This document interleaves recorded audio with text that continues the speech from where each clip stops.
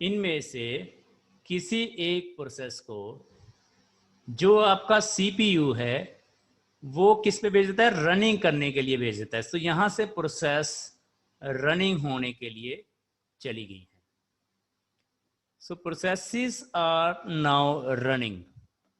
अब P1 भी थी, P2 भी थी, P3 थी, लेकिन इनमें से सिर्फ शेड्यूलर ने सिर्फ P1 प्रोसेस को रन होने के लिए भेज दिया।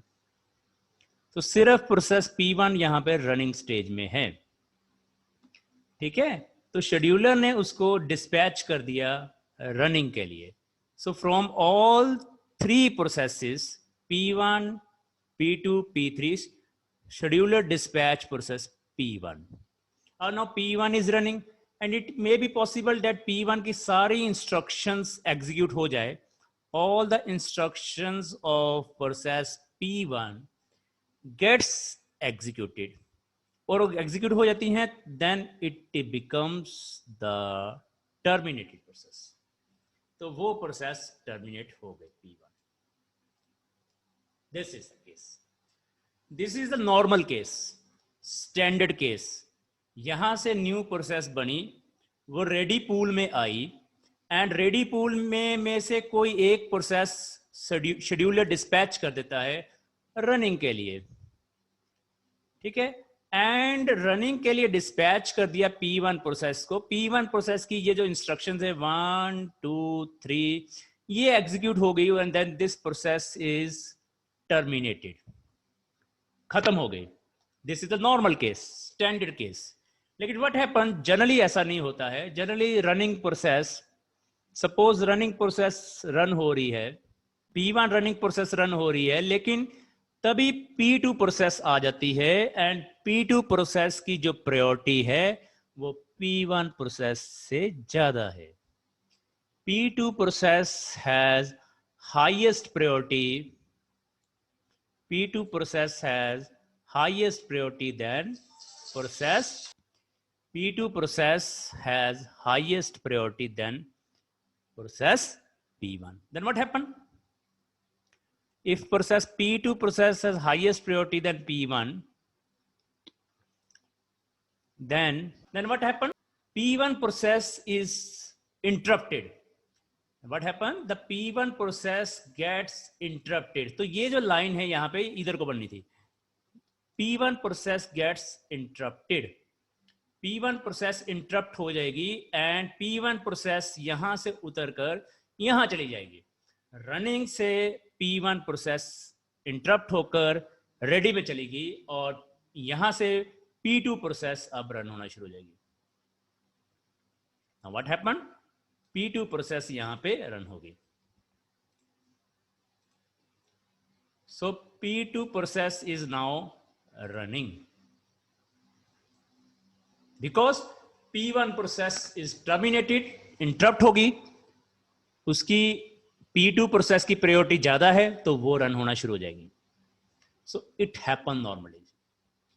Running process can be interrupted and from the ready pool of processes one of the process can comes to the running stage.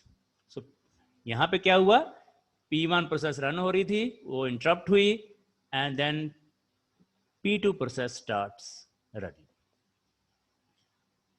ठीक है, ये इंटरप्ट वाला केस है।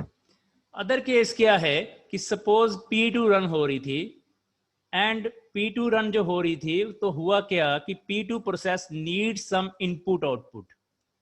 P2 प्रोसेस को इनपुट आउटपुट की जरूरत पड़ गई। सपोज आपने C में A प्लस B का प्रोग्राम बनाया हुआ है एंड A एंड B की वैल्यूज जब तक यूजर कीबोर्ड से फिल नहीं करता है तब तक P2 रन नहीं हो सकती है। तो P2 प्रोसेस को इनपुट आउटपुट की जरूरत है जो कि यूजर अपने कीबोर्ड से फिल करेगा। तो यूजर को जब तक कीबोर्ड से फिल नहीं करता है P2 प्रोसेस रन नहीं हो सकती है। तो P2 प्रोसेस उस समय में वेटिंग स्टेज में चली जाती है। तो P2 process goes to the waiting stage. Is it clear?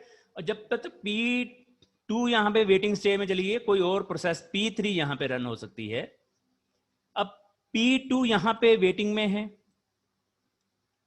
और ऐसा हो सकता है कि इसकी जो इनपुट आउटपुट की है डिमांड वो कंप्लीट हो जाए.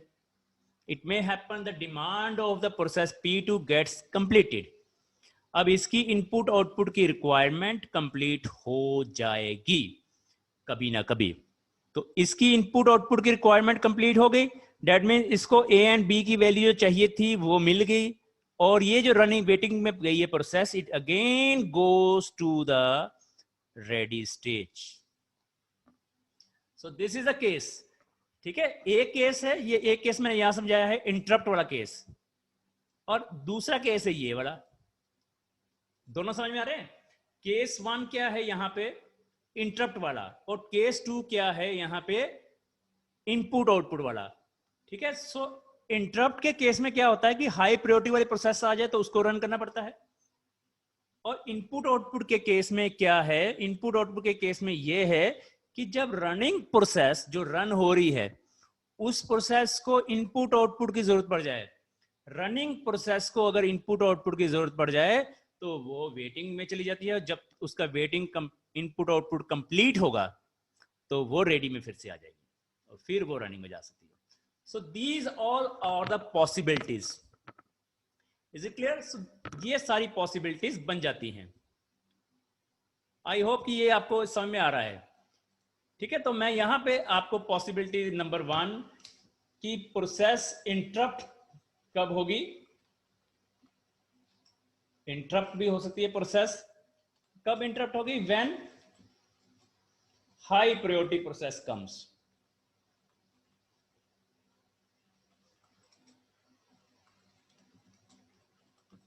एंड सेकंड केस क्या है कि प्रोसेस इनपुट आउटपुट वेट में चली जाती है. वो कब जाएगी? तो व्हेन इनपुट आउटपुट वेट में कब जाएगी? जब when process is waiting for completion of input output. तो वो कंप्लीशन की वेट कर रही है. सो ये दो केस यहां पे बन सकते हैं. दिस ऑल आर 2 पॉसिबिलिटीज, याद रखना है. सो this is a process state diagram. कोई भी डाउट है प्रोसेस स्टेट डायग्राम में मुझसे तुरंत मैसेज में पूछिए, चैट बॉक्स में पूछिए. If you have any doubt regarding process state diagram. यहीं पे एक क्वेश्चन और बन जाता है. देखिए एक क्वेश्चन यहां पे और आपने बना लेना है. Process state transitions.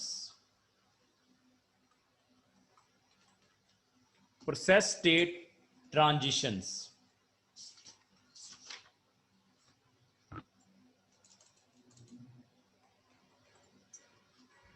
So process state transition.